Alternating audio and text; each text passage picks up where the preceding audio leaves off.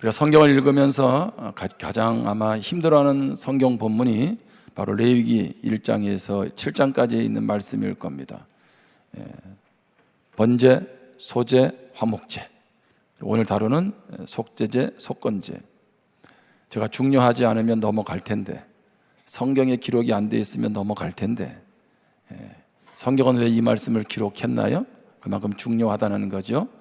제가 지난주 잠깐 살피면서 이 레위기의 말씀은 앞뒤 연결이 돼 있다 그랬습니다. 앞뒤가 연결돼 있어요. 앞에는 무엇이 있었다 그랬습니까? 출애굽기 25장부터 40장까지 성막에 대한 이야기가 있었다 그랬죠.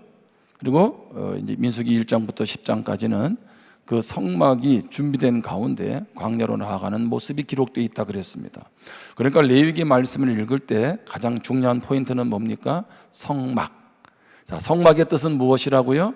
하나님의 임재라고 이렇게 이야기를 많이 했죠. 그런데 이것은 반은 알고 반은 모르는 것입니다. 무엇입니까? 성막은 하나님의 임재도 있지만 하나님의 부재도 있다는 거예요. 우리가 늘 하나님과 임재의 삶을 살면 좋겠는데, 그분 안에 거하면 좋겠는데 우리가 그분의 임재를 느끼지 못하면서 살아갈 때가 많잖아요. 그 원인은 무엇입니까? 바로 죄라는 거죠. 하나님이 이번에 말씀 축제를 통해서 우리를 하나님의 형상대로 또 하나님이 복을 주시고 다스리도록 청지기의 사명을 창세전부터 계획하셔서 그것을 창조 과정에서 시작을 하셨죠. 그런데 아무리 하나님이 우리에게 복 있는 존재라고 말을 해도 하나님과의 관계가 차단이 되면, 끊어지면 우리는 그 복을 누릴 수가 없습니다. 그 복의 기점에 있어서 가로막고 있는 것, 걸림돌은 무엇입니까? 죄죠. 그런 부분에서 우리가 이 부분을 잘 살피면 우리 신앙생활이 더 풍요로워질 수 있겠죠. 자, 하나님과의 관계가 연결돼서 누리는 복이 하나 있습니다. 자, 하나 실예를 들어드릴게요. 우리 교회 집사님 한 분이 운전을 아주 좋아합니다. 운전. 이분은 서울까지 운전하는 것도 전혀 스트레스를 받지 않으십니다. 그래서 누가 대신 운전하는 것보다 본인이 직접 운전하는 걸 좋아해요. 그럼 이분은 스트레스를 뭘로 풀까요? 운전으로 풀어요. 근데 이분이 재미난 이야기를 했어요. 자기 몸에다가 어떤 이제 몸을 하나 기구를 가지고 스트레스 측정을 해봤대. 이렇게 해놓고 그랬더니 운전하는데요, 스트레스 치수가 확 올라가더래. 아니, 자기는 운전할 때 스트레스를 안 받고 기분이 좋은데 스트레스 치수가 올라가더래. 그럼 저보고 그러니, 목사님, 놀라운 거는요, 자기가 새벽 기도를 할 때, 주일 와서 예배를 드리고 수요 예배를 드릴 때는 스트레스 치수가 정상보다 떨어진대요. 이건 믿거나 말거나가 아니라 이분이 하는 얘기야. 나보고 그 보여주더라고. 그러니까 여러분, 지금 여러분은 생각할 때는 뭐 예배가 무슨 상관이 있을까라고 말할지 모르겠는데, 이분이 그러더라고. 그 좋아하는 운전하는데 스트레스가 떨어지는 게 아니라 올라가고, 그 순간에도. 근데 예배 드리고 기도할 때는 스트레스가 정상보다도 떨어진다는 거예요. 이 자리에 하나님께서 회복을 주시는 줄 믿습니다. 여러분 삶에서도 오늘날 가장 큰 문제가 결국 스트레스 아니냐는 거죠. 자, 오늘 우리가 속죄제, 속건제를 다루는데요. 자, 속죄제는 다른 말로 뭐라고 하냐면 정결제입니다. 정결제. 속죄제라는 단어 뜻이 뭐냐면 원래 죄라는 말이에요. 히브리어 할라트라는 말인데 그냥 죄라는 말입니다. 죄. 근데 여러분 한번 생각해 보세요. 먼저 한번 정리해 볼게요. 속죄제라는 말은 뜻은 뭐냐 하면 따라 하겠습니다. 죄를 속하는 기능을 가진 제사. 뭐 따라 해도 잘 안 해요. 근데 어떻든 한마디로 말하면 뭐를 속하는? 죄를 속하는. 여러분, 그러면 죄를 속하는 제사가 속죄제만 있나요? 아니죠. 번제, 소제, 화목제, 속죄제, 속건제 다 그런 기능을 가지고 있는데 굳이 속죄제라는 말을 쓰냐? 우리가 이렇게 말할 수 있죠. 자, 속죄제는요, 속건제와 함께 드려도 되고 안 드려도 되는 게 아닙니다. 이거는 어떤 죄를 지었다든가 어떤 사안이 발생하면 반드시 드려야 돼요. 강제성의 성격을 갖고 있습니다. 안 하면 안 됩니다. 반드시 짚어가야 되는데, 자, 레위기 16장 19절 한번 보겠습니다. 또 손가락으로 그 피를 그 위에 7번 뿌려 이스라엘 자손의 부정에서 제단을 무엇하게? 성결하게 할 것이다. 여기 성결이란 말을 잘 보시면 그래서 일반적으로 우리 레위기를 연구하는 모든 목회자들이나 신학자들이 속죄자라는 말보다는 정결제라는 말이 맞다는 거예요. 정결제. 마치 여기 제단을 성결하게 하는 것처럼. 그러면 왜 굳이 목사님 정결제라고 쓰면 되지 왜 속죄제입니까? 이미 익숙해 있잖아요. 그래서 여러분들이 속죄제라고 할 때 어떤 마음으로 읽으면 된다? 정결하게 하기 위한 거다라고 하면 되는 거죠. 자, 그래서 이 정결케 하는 속죄제를 보면 특징이 있습니다. 한 가지가 뭐냐면 피의 사용 방식, 그리고 거기에 사용되는 용어가 좀 달라요. 좀 딱딱하더라도 들으셔야 돼요. 자, 무슨 얘기냐면 다른 제물들은 그냥 피를 받아가지고 제단 사방의 벽에다 뿌리면 돼요. 근데 이것은요, 번제단에 뿌리기도 하고 또 성막 안의 향단에 바르기도 하고 지성소에 뿌리기도 하고 방식이 달라요. 그리고 용어도요 6개나 있어요. 취하다, 가져가다, 담그다, 흩뿌리다, 바르다, 쏟아붓다, 이런 말들이 다 속죄제에 쓰는 용어입니다. 자, 그런데 속죄제가 드려지는 경우는요 크게 2종류가 있습니다. 다른 경우도 있어요. 크게 2종류예요. 이건 아셔야죠. 첫 번째는 중대한 부정을 제의적으로 해결하는 과정에서 마지막 단계에 드려지는 거예요. 많은 죄가 있지만 좀 심각한 죄 있잖아요. 그런 경우 어떻게 해요? 마지막에 뭐를 드려야 돼요? 속죄제를 드린다는 거예요. 예를 들어서 출산을 했을 때, 여러분 같으면 이게 중대한 죄야? 라고 말할지 모르겠는데 뭐를 많이 흘려서, 아마 피를 많이 흘려서 그런 게 있겠죠. 또는 뭐 문둥병, 유출병, 어떻든 그런 경우에 보면은 마지막에 이 속죄제를 드려야 돼요. 근데 또 한 가지, 요건 여러분이 잘 기억하셔야 되는 게 뭐냐면 부지중에 또는 비고의적으로 죄를 지었을 때 드려집니다. 자, 요 2 단어를 잘 보세요. 자, 우리가 죄를 속죄할 때 요 부지 중에 비고의적으로 죄를 지을 때 드린다고 했는데 레위기 4장 27절을 봅니다.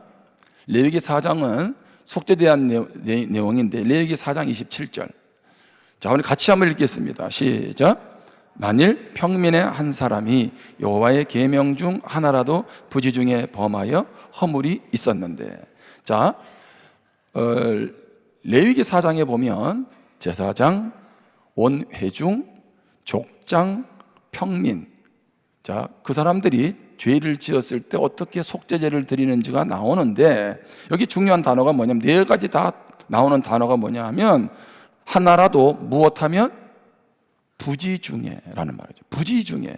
자, 부지 중에라는 건 뭐예요? 전혀 몰랐다라는 말보다는요 인간의 연약함으로 지은 죄입니다. 인간의 연약함. 여러분도 죄 짓고 나서 알면서도 질 경우가 있잖아요. 아유, 내가 하나님 앞에 이렇게 하면 안 되는데, 내가 상대방에 이렇게 말하면 안 되는데, 내가 이렇게 행동하면 안 되는데, 그렇죠? 이런 말이 바로 부지중이에요. 여러분도 이런 기도 많이 하죠. 알고 지은 죄, 모르고 지은 죄도 용서해 달라고. 여러분 그 기도 왜 하세요? 그게 이 부지중이라는 말과 연관돼 있어요. 여러분들이 그런 면에서 그렇게 기도를 하는 건 그렇게 나쁘다는 건 아니에요. 근데 사실은 우리는 가능한 잘 보면 모르고도 짓기도 하지만 거의 알면서도 짓는 경우가 많잖아요. 또 한 가지, 자, 비고의적으로는 말인데 레위기 4장 2절입니다. 이스라엘 자손에게, 레위기 4장 2절, 이스라엘 자손에게 말하 이르라. 누구든지 여호와의 계명 중 하나라도 무엇하였으면 그릇 범하였으되, 여기 그릇 범하였다는 것이 비고의적으로라는 말이에요. 이것은 뭡니까? 의도하지 않았어요. 그러니까 의도하지 않은 상황에서 이런 일이 벌어진 거예요. 여러분도 의도하지 않고 죄 지을 때가 있어요, 없어요? 있어요. 제가 한 예를 들어 드릴게요. 제가 얼마 전에 저하고 같이 교제하는 목사님이 목회를 은퇴하셨어요. 그래서 이제 같이 축하도 하고 하면서 이제 그 모임에 갔어요. 이제 그러고 나서 이제 식사를 하러 식당 장소로 움직이는데 저는 제 아내하고 제 차를 운전해서 가고 있었어요. 그날따라 아내하고 저하고 아주 다정했습니다. 그래서 대화를 잘 나누고 있었어요. 근데 제가 아차 싶었던 거지. 왜냐하면 운전을 하다 보니까요, 거기가 어린이 보호구역이야. 그럼 몇 킬로로 가야 돼요? 30km. 제가 43km로 갔어요. 제가 기도했습니다. 하나님, 스티커 안 날라오게 해달라고. 제가 기도했어요. 날라왔을까 안 날라왔을까요? 지난주에 나왔어요. 그래가지고 여러분 아시죠? 어린이 보호구역은 몇 배가 나와야 돼요? 더블로 나와야 돼요. 피 같은 돈 56,000원 나갔습니다. 제가 사무관사한테 좀 내달라고 하면서 참 떨리더라고요. 그날 내가 다정하지 말았어야 되는데. 여러분, 이때 짓는 죄는 무슨 죄예요? 비고의적이잖아요. 내가 의도하지는 않았잖아요. 여러분, 우리가 살아가면서 이런 경우들이 많잖아요. 자, 그런데 속죄제를 드릴 때 일반 사람들이 있죠. 제사장 말. 일반 사람들이, 이제 우리로 말하면 일반 백성들이 속죄제를 드릴 때는요, 경제 능력에 따라서 제물을 드렸어요. 자, 어떤 사람은 암염소, 돈이 안 되면 암양, 그것도 안 되면 비둘기, 그것도 안 되면 곡식 제물. 그러니까 여러분, 지난번 우리 번제도 그렇고 뭐 제사를 잘 보시면 하나님은 어떻게든 우리와 관계를 회복하기를 원하시잖아요. 그러니까 형편도 배려해 주시잖아, 그렇죠? 예? 그런데 자, 여기서 한 가지 그런 질문이 던져졌어요. 여러분, 죄는 무엇으로 사합니까? 답변해 보세요. 뭘로 사해요? 피. 그런데 속죄제는 무엇을 드리면? 곡식. 그럼 여러분, 이게 뭐가 맞지 않잖아요, 앞뒤가. 자, 히브리서 9장 22절을 봅니다. 율법을 따라 거의 모든 물건이 피로써 정결하게 되나니 피 흘림이 없은즉 사함이 없느니라. 우리는 그동안에 주로 성경을 어디만 많이 읽었어요? 피 흘림이 없은즉 사함이 없다. 피는 생명이고, 맞아요. 예수님의 보혈 맞습니다. 자, 그런데 여기 중요한 단어가 뭐냐 하면 율법을 따라 무슨? 거의 모든 물건이 무엇으로 정결하게 돼요? 피로써. 그러면 거의라는 말은 안 그러는 것도 있다는 거 없다는 거예요? 없다는 거죠. 있다는 거죠. 곡식 제물 같은 경우에는 그런 경우라는 거죠. 자, 그러면 어떻게 이해해야 될까요? 여기서 중요한 포인트는 뭡니까? 곡식만 드려야 됩니까? 피를 바친다, 그런 의미를 넘어서서 속죄의 주권이 누구에게 있다? 하나님께 있다는 거예요. 아멘? 우리는 제사 자체가 어떤 제사함을 준다고 생각하는데 그것은 하나의 절차상으로 주는 것이라면 그걸 드리느냐 안 드리냐와 관계없이 그 모든 죄를 사하는 분은 누구세요? 하나님이세요. 아멘? 우리는 그렇게 생각할 수 있잖아요. 아, 내가 이런 정도로 하나님 앞에 나아갔는데 용서받을 수 있어? 내 느낌 상황과 관계없이 속죄는 누가 하는 거예요? 하나님이 하는 거예요. 그런데 내가 알아서 다 해결해. 여러분, 그건 내 기분이죠. 내 기분은 좋을 수 있을지 모르지만 하나님 편에서는 뭐예요? 나 너 용서 못해. 이럴 수 있잖아요. 우리가 이런 성경적 뉘앙스를 잘 살펴야 돼요. 그 모든 주권이 누구에게 있다? 하나님께 있다. 그러니까 하나님의 은혜를 우리는 기억하며 살아가는 거죠. 자, 그런데 제가 오늘 속죄제를 통해서 눈에 확 띄는 게 하나 있었어요. 자, 레위기 4장은 속죄제를 다루는데 제사장, 그리고 온 회중, 족장, 평민을 다루는데 저에게 제일 눈에 들어왔던 건 제사장입니다. 레위기 4장 3절입니다. 만일 기름 부음을 받은 누가? 제사장이 범죄하여 백성의 허물이 되었으면 그가 범한 죄로 말미암아 흠없는 수송아지로 속죄제물을 삼아 여호와께 드릴지니. 자, 무슨 얘기냐 하면 여기 제사장은 대제사장으로 많은 경우에 이야기를 합니다. 근데 여러분, 그래서 여기는 제사장도 여러분이 생각하면 되고 누구도 포함하면 된다? 대제사장도 포함하면 돼요. 자, 그런데 다른 말씀 그대로 띄워주세요. 다시. 이 말씀을 잘 보시면 일반적으로 백성들이 잘못을 하면 그렇게 제물을 가지고 가서 드리면 하나님이 용서해 줘요. 그 죄의 책임을 또 다른 사람에게 묻지 않는다고. 그런데 제사장이 범죄함으로 누구의 허물이 되었으면? 백성의 허물이 되었으면. 이게 무슨 얘기입니까? 제사장의 죄는 제사장의 죄로만 끝나는 것이 아니라 누구에게 영향을 준다? 온 백성에게. 그러면서 드리는 제물을 잘 보시면 무엇을 드립니까? 흠없는 수송아지. 더 정확히 번역하면 흠없는 숫소입니다. 자, 그러면 지난주에 말씀에도 살폈지만 숫소가 비싸요, 싸요? 양보다도 비싸죠. 가장 뭐예요? 값이 비싼 거죠. 그러니까 제사장은 죄를 지은 것이 백성에게도 영향을 미친다는 것이고, 죄의 무게가 그만큼 무거우니 뭐 드려야 돼요? 가장 비싼 것으로 드려야 된다는 거죠. 제가 이 말씀을 대하면서 여러분 짧은 시간 이 말씀을 읽지만 저는 전체 레위기를 알고 이 말씀을 전해야 되잖아요. 그렇죠? 말씀을 하나하나 조목조목 살펴보면서 제가 얼마나 하나님 앞에 도전을 받았는지 몰라요. 그러니까 김종성 목사라는 이 담임 목사는 혼자죠. 그런데 이런 교회에서 이렇게 목회를 하니 참 축복되죠. 근데 하나님 저한테 묻는 거예요. 네가 이렇게 축복돼서 이런 역할을 해? 그러면 너는 너에게 맡겨진 책임도 무엇하다? 그만큼 크다는 거예요. 여러분, 우리는 지도자가 되기를 좋아하죠. 여러분 그거 아세요? 지도자는 그만한 자리에 올라갔다면 지도자에게 뭐가 주어지는 거예요? 그만한 책임도 지어지는 거예요. 그러니까 하나님은 지도자 한 사람의 죄는 일반 백성들의 죄와 다르다는 거예요. 지도자가 어떻게 말을 하느냐, 예를 들면 대통령이, 국회의원이, 도지사가 어떤 말을 하느냐, 직분 맡은 자가 어떤 말을 하느냐, 그건 다른 거예요. 그렇죠? 그 영향력은 엄청난 거라고요. 그래서 하나님 뭐라 그래요? 많이 맡긴 사람에게 뭐예요? 많은 것을 물으세요. 달란트 비유도 그렇게 이해할 수 있죠. 저는 어느 날 하나님께 그랬어요. 하나님, 저는 5달러 받았어요? 2달란트 받았어요? 아니면 1달란트 받았어요? 하나님 대답 안 하시더라고. 근데 중요한 거는 1달란트 받은 사람은 1달란트 받은 것 가지고 최선을 다하면 되는 거고, 2달란트 받았으면 2달란트 받은 몫을, 5달란트 받은 몫을 감당하면 되는 거죠. 그렇죠? 근데 하나님은 어떻게 해요? 분명히 말씀하죠. 각자 맡은 만큼 요구하셨어요. 제가 이 말씀을 좀 더 확장해서 말하고 있는 거죠. 여러분, 제사장, 지도자가 왜 중요할까요? 여러분, 성경에 보면 사사시대 잘 아잖아요.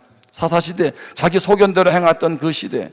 근데 그 사사시대 제약을 잘 보면 결정적으로 말씀 후반부에 보면 레위인이 등장합니다. 성막에서 일을 하고 하나님의 일을 감당하는 레위인이 어떻게 합니까? 첩을 두었어요. 자기 부인이 있는데 첩을 두었다고. 일반 백성들도 하지 않는 첩을 두는 것을 누가 했어요? 레위인이 했어요. 그 말은 하나님의 일을 하는 사람이 그렇게 첩을 둘 정도니 그 사회는 오죽하겠냐는 거예요. 여러분, 우리는 구약에서 왕들의 이야기를 듣지만 그 얘기는 한마디로 무엇입니까? 그 왕 한 사람이 타락했다는 것은 왕이 타락한 게 아니에요. 왕에 대해서 집요하게 말씀하는 것은 너 하나 때문에 이미 온 백성들이 다 무엇한다? 타락한다, 타락했다라고 말씀하고 있는 거죠. 저는 그런 면에서 나에게 주어진 위치에서 하나님 앞에 어떻게 서야 되는가라고 하는 것들을 다시 한번 깊이 생각하게 됐습니다. 지도자는요, 그만큼 책임도 막중합니다. 오늘 내가 어떤 일을 맡았습니까? 그렇다면 나에게 이런 자리가 주어진 것만 감사하지 말고 그것에 대한 책임도 막중하다는 것을 잊으시면 안 돼요. 그러면서 레위기 5장 1절부터 13절에 보면 속죄에 대해서 부연 설명을 합니다. 예를 들면 해야 할 증언을 하지 않는다든가 성급하게 맹세를 한다든가 일상에서 일어난 일들이에요. 하나님은 그걸 왜 말씀하실까요? 왜 그걸 해결하라고 하실까요? 그 말은 뭐냐 하면 하나님 앞에서 작은 것 하나라도 늘 나 자신을 점검해야 된다라고 말씀하는 거예요. 큰 거, 뉴스에 나오는 거 아니요. 작은 것 하나까지도 하나님 안에서 해결할 거는 해결해야 된다라고 말씀하고 있는 거죠.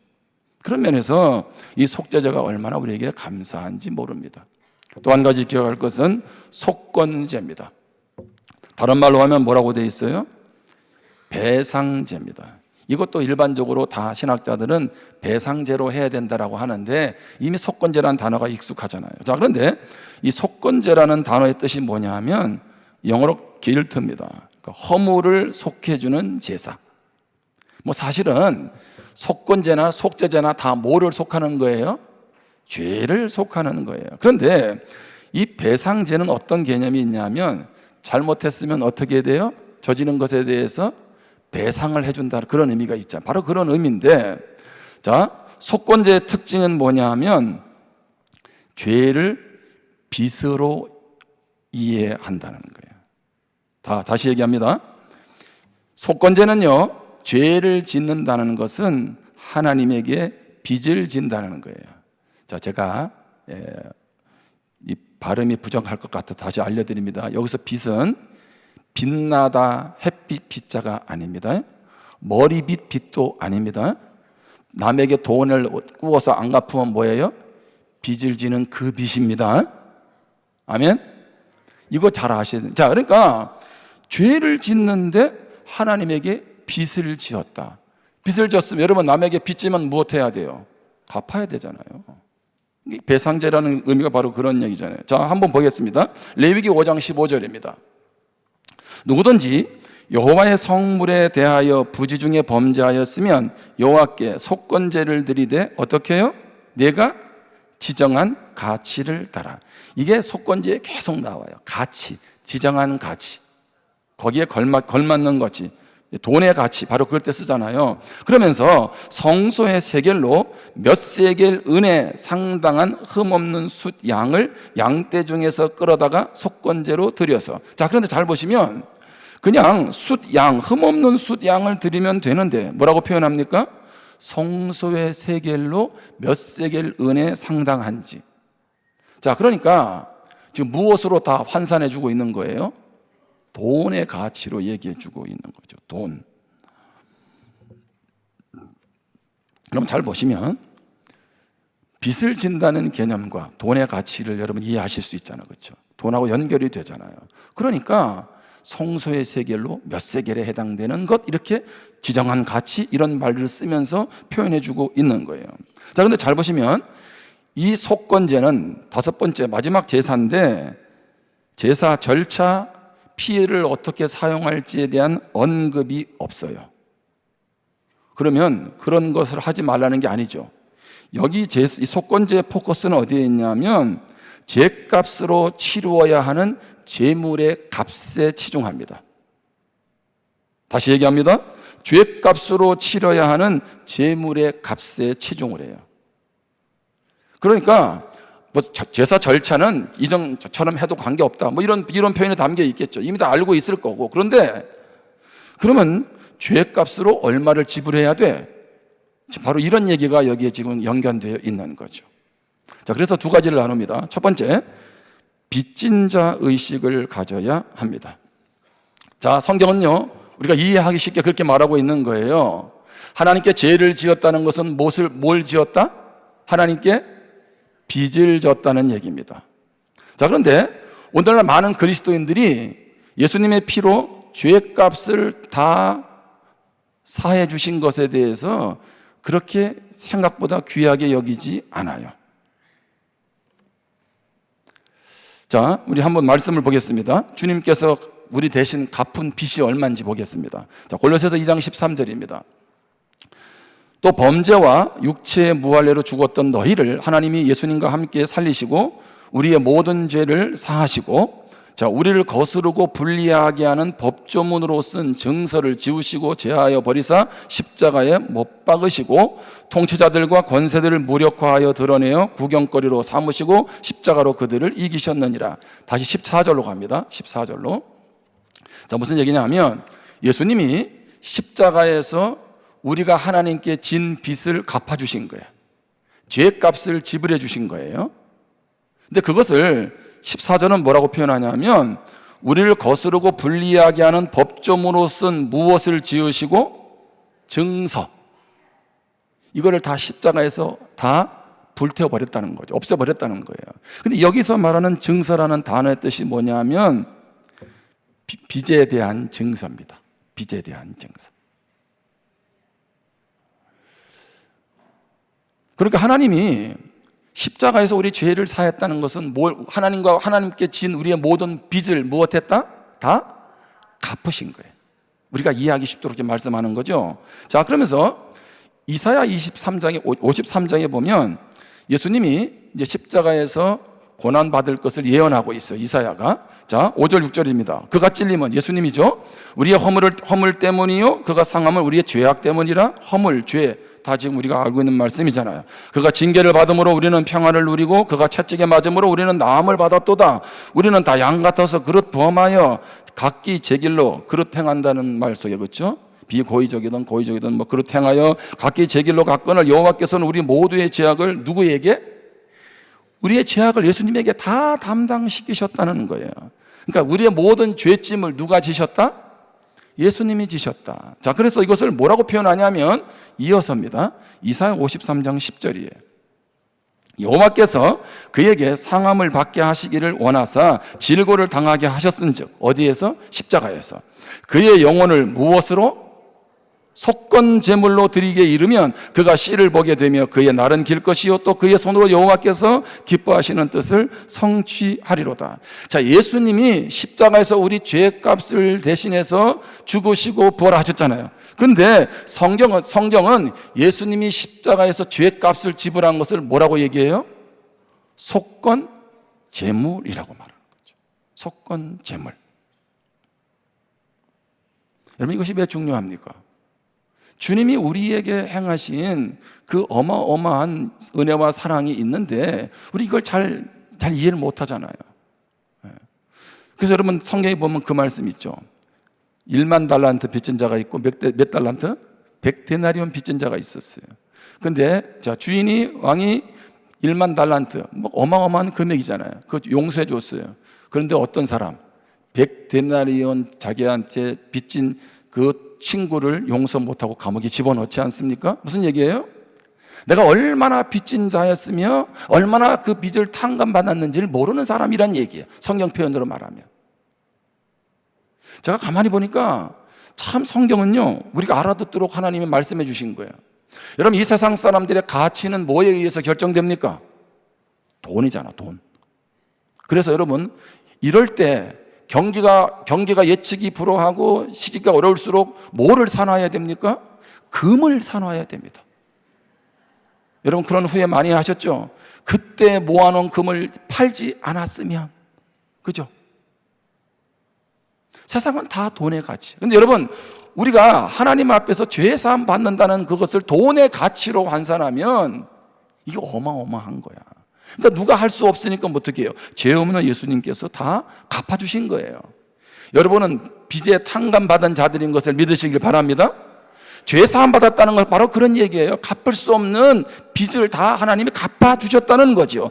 이것을 누가 알았냐면 바울이 알았어요. 바울만 아니라 많은 믿음의 사람들이 알았어요. 근데 바울이 뭐라고 고백하냐면 로마서 1장 14절에 헬라인이나 야만인이나 지혜 있는 자나 어리석은 자에게 다 내가 무엇한다?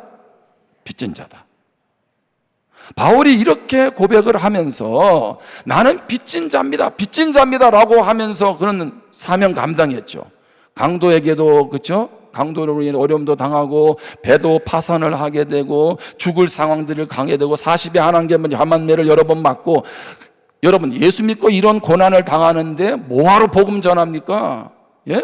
예수 믿고 더 잘 되는 건 둘째치고 이런 고난을 당하는데 바울은 복음 전하기 위해서 지금 사서 고생하고 있잖아요. 복음 전하지 않으면 이런 일 전혀 당할 수도 없는데 사서 고생을 하잖아요. 왜 바울이 이렇게 합니까? 내가 주님께로부터 받은 빚의 탕감이 갚을래야 갚을 수 없는 그거 엄청난 거라는 거죠. 나는 빚진 자라는 거야. 그런 면에서 엄청난 빚을 탕감받았으니 내가 이 은혜를 아는데 어떻게 내가 나만 위해 살아가겠냐? 복음 전하면서 내 생명도 아깝지 않다라고 고백하는 거죠.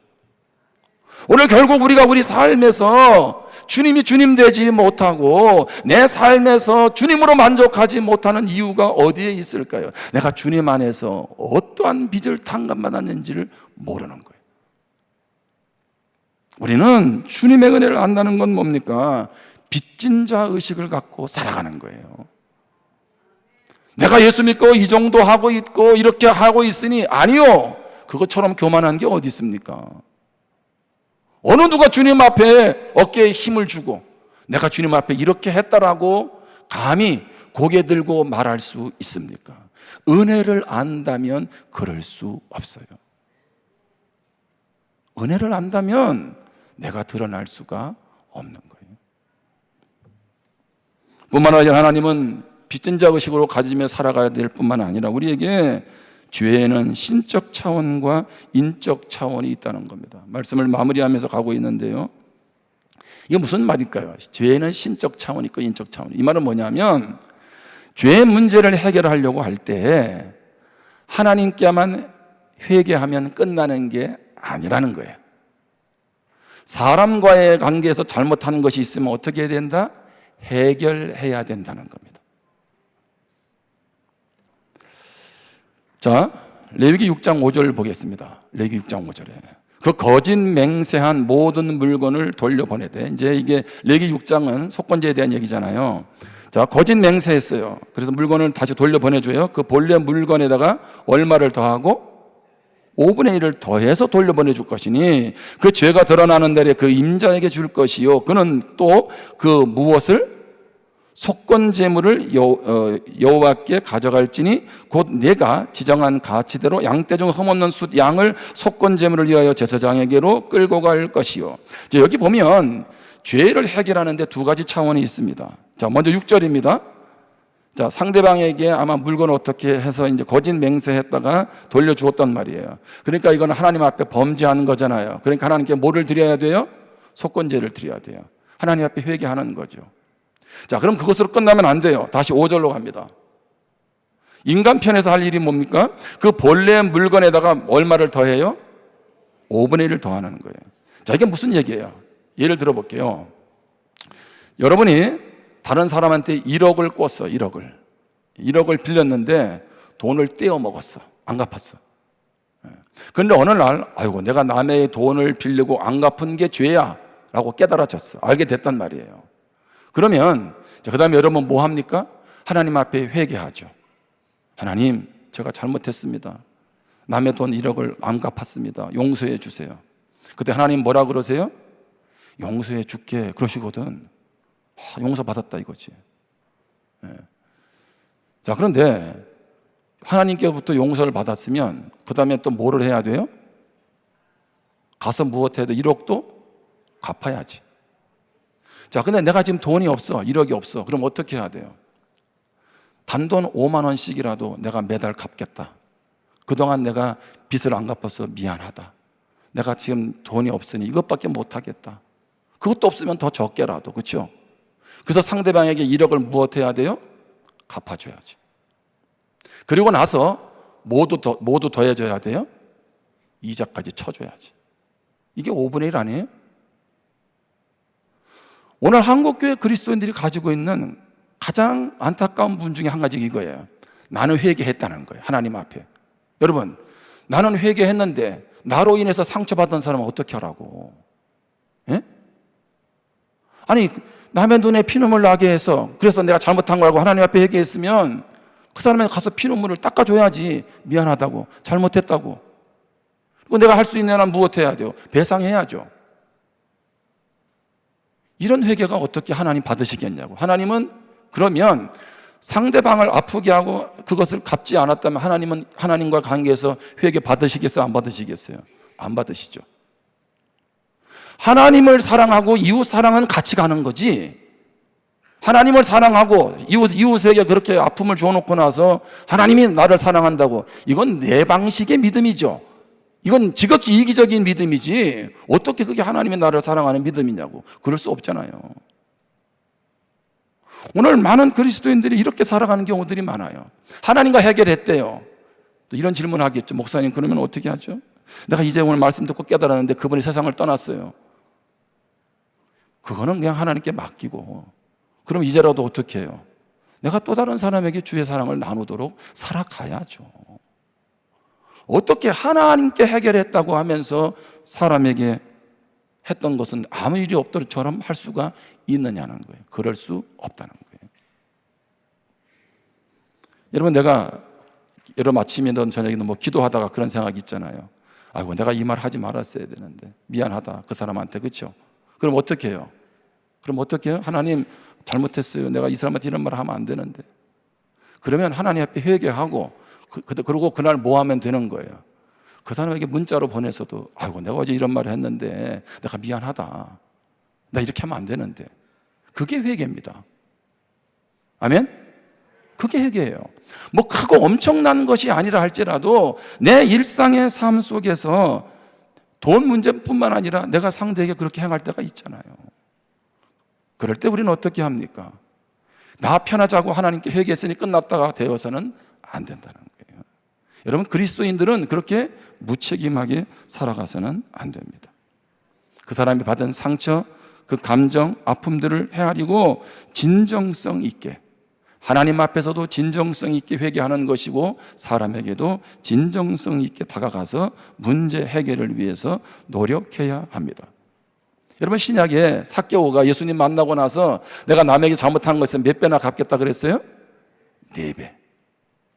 왜 그렇게 합니까? 이것이 배상지 아니겠어요? 하나님께서 나 같은 사람 세리장으로 살아가면서 너무 부끄러워서 내가 참 감히 얼굴도 못 들었는데 내 같은 사람을 용서해 줬으니 이제 나로 인해서 그동안 힘들어했던 사람들, 세금을 떼면서 내가 착복했던 것들 이제는 어떻게 해야 돼요? 다 토해내는 거죠. 억지로? 아니요, 기쁨으로 그는 그렇게 했다는 거잖아요. 그래서 제가 예전에 그런 얘기를 했잖아요. 삭개오는 예수 믿고 나서 거지 됐다고. 그렇잖아요. 내가 번 걸 가지고 전부 다 착취한 사람한테 4배로 갚아줬으니 남는 게 뭐가 있겠냐고요. 여러분, 예수 믿어도 거지는 그렇게 되는 거예요.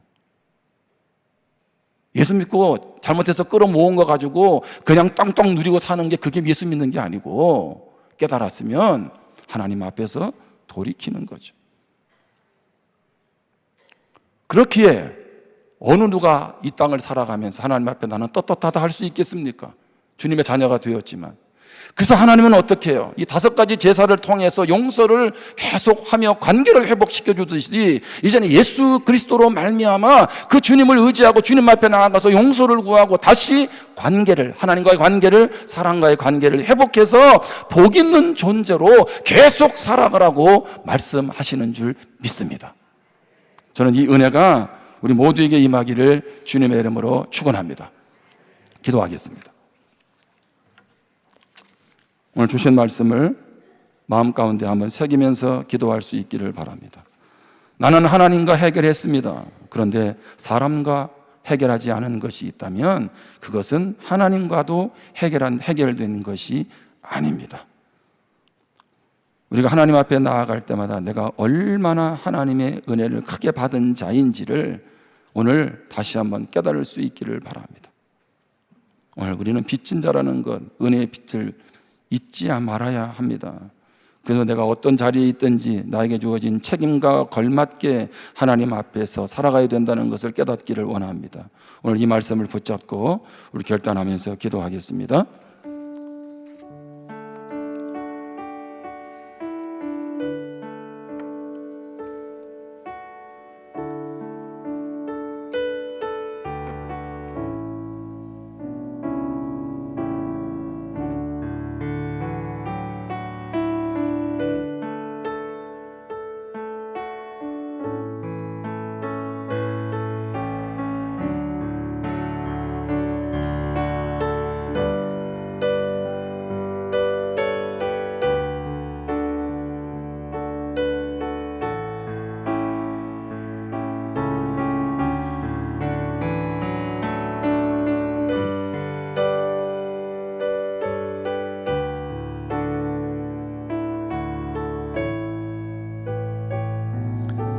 하나님 아버지, 우리를 너무나도 사랑하시고 우리를 복된 존재로 만드셔서 하나님 자녀로 날마다 누리며 살아가기를 원하시는 줄 믿습니다.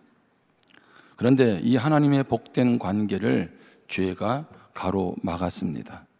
하나님, 오늘 말씀을 통해서 다시 한번 우리 자신을 돌아보게 도와 주옵소서. 우리의 회개가 하나님께만 하고 있는 내가 좋아하는 회개하고 있지 않습니까?